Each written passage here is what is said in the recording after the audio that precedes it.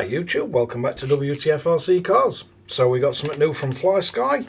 This is the PR01 and it's a tiny little ELRS crossfire compatible receiver for the PA01 and the likes.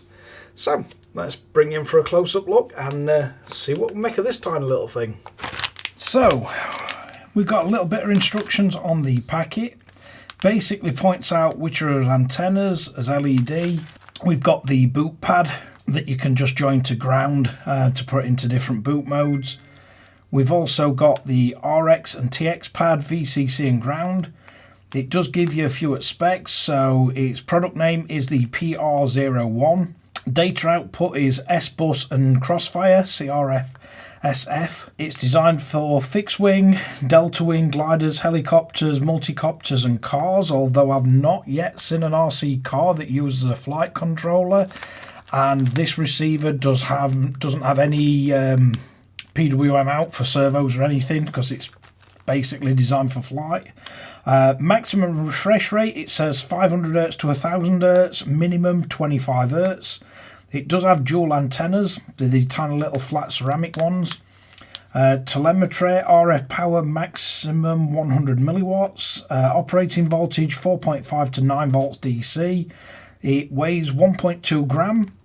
It is 18 by 18 by 3.7 millimeters. So let's have a look what we get in the actual packet. So first off, we get the tiny little receiver, and yeah, I'll do my best to point out what we've got on here. So the little pad there is the boot pad. We've then got two ceramic antenna. We've got the Wi-Fi antenna on the board there, a little tiny LED, and then I believe the solder pads down here, they go all the way around to the other side, and basically they're for the TX, RX, and then the power and ground, so VCC and ground. And it does tell you on the back of the packet and the instructions which are which. We also get two sets of these thin wires. Not really sure why, but we've got 5 wires on each of these instead of 4. So whether you'd connect the extra one to ground, so you can just put a switch on between ground and that, and then join it up for swapping the boot mode possibility. There is 2 other little pads. For the life of me, I can't see what's written on them. They're absolutely tiny. So there's that one and that one. I'm not sure what they are. Not sure if it says in instructions, but it is absolutely tiny. And to give you some idea, that is an INR 4GYB, and they're not really a big receiver. It is absolutely tiny. Footprint's just slightly wider than it. But yeah, so definitely one for the drone guys and tiny micro LEs. And basically you'd solder them wires to your flight controller to provide power and the signals. If you need it, you've got the wire, and then it does advise you to put this heat shrink over it and just heat it up just to stop anything shorting out.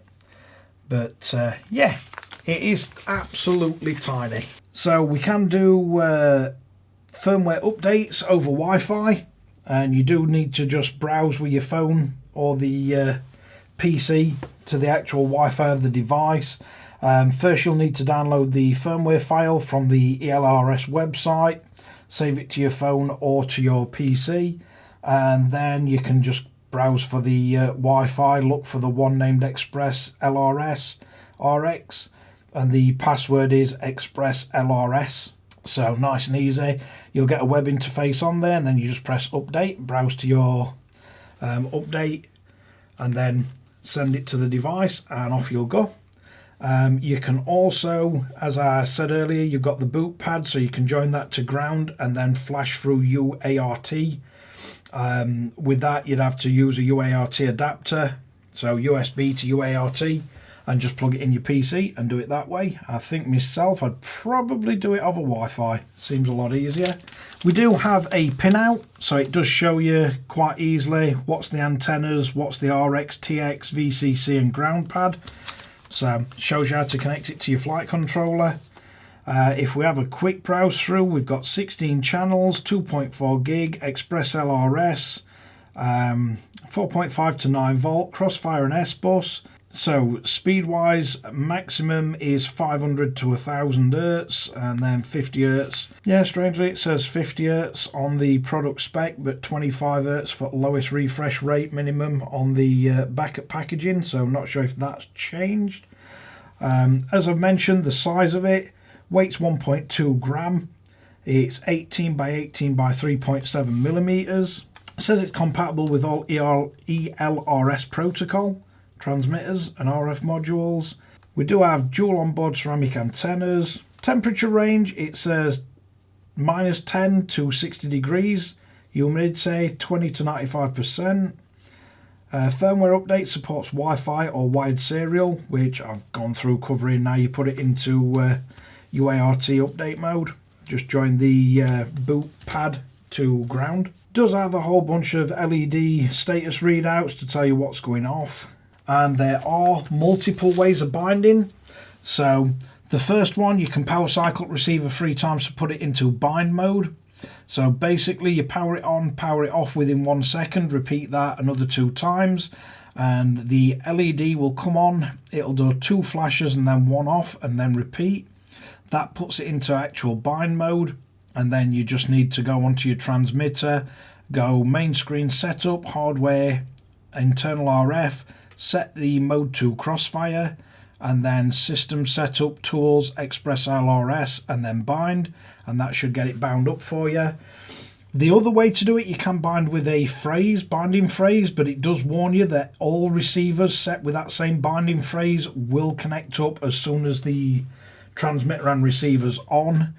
So they do advise against doing that, and they do recommend binding to the actual transmitter itself. It does make more sense, but it does come with full instructions to set up a binding phrase. That's just the first look at the PR01 from Flysky. It's something that I've seen a lot of users asking for ExpressLRS and Crossfire support, and Flysky are now providing a tiny little receiver that does just that. Not sure what the actual pricing will be yet, because I've got this early access and there's not a lot of information about this just yet. I believe it goes live on the 4th of February, so that's the release date for it. Hopefully we'll have a bit more information. If I can get a price, I'll pop it on screen for you, and if I can find a link to selling this, I'm pretty sure Sky will be selling it.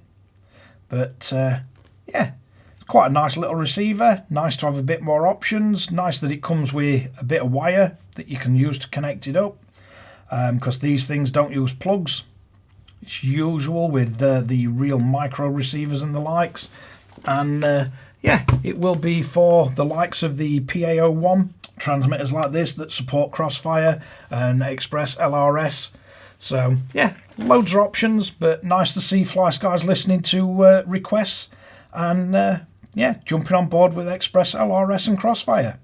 So let's wrap this one up. So there we have it, the PR01 ExpressLRS and Crossfire little micro receiver for tiny little drones and everything. I know for a lot of the RC guys it's going to look a bit weird that it's got no sort of servo ports or anything on it, but for flight and the micro drones, basically your receiver is just that, and then your flight controller has all the breakout for everything else, and you're just using the data between your transmitter and this. It sends it across on Crossfire and then splits it to all the telemetry and all the channels and everything. But yeah, to anybody that understands this, it'll make a lot of sense. To a lot of the RC grand sort of guys, they'll be like, where's my plugs? But yeah, it's definitely a niche product, not everybody's cup of tea, and it's going to be more for the guys that are into EdgeTX, Crossfire, ELRS and everything. But yeah, nice to see that Flysky are listening. Thanks a lot for watching Wtf Rc Cars. Don't forget to like and subscribe, hit the notification bell, share to friends and family, and catch you guys again in the next one.